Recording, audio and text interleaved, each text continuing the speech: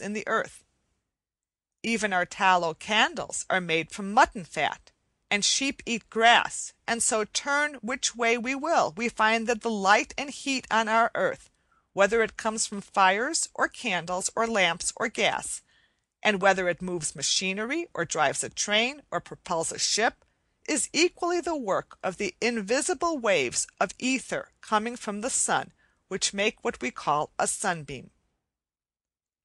Lastly, there are still some hidden waves which we have not yet mentioned, which are not useful to us either as light or heat, and yet they are not idle.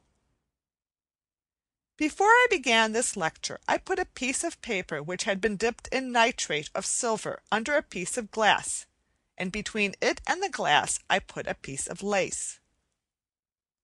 Look what the sun has been doing while I have been speaking. It has been breaking up the nitrate of silver on the paper and turning it into a deep brown substance. Only where the threads of the white lace were, and the sun could not touch the nitrate of silver, there the paper has remained light colored, and by this means I have a beautiful impression of the lace on the paper. I will now dip the impression into water in which some hydrosulfite of soda is dissolved, and this will fix the picture, that is, prevent the sun acting upon it any more. Then the picture will remain distinct, and I can pass it round to you all. Here again, invisible waves have been at work, and this time neither as light nor as heat, but as chemical agents. And it is these waves which give us all our beautiful photographs. In any toy shop you can buy this prepared paper and set the chemical waves at work to make pictures.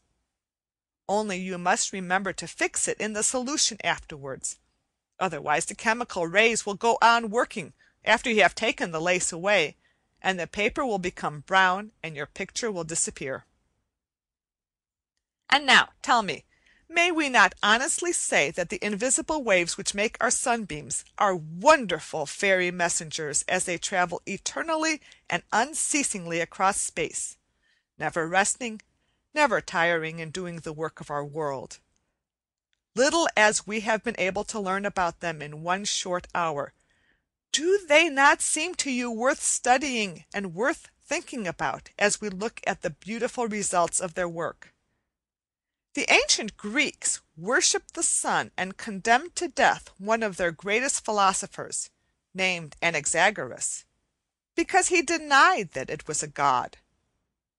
We can scarcely wonder at this when we see what the sun does for our world, but we know that it is a huge globe made of gases and fiery matter, and not a god.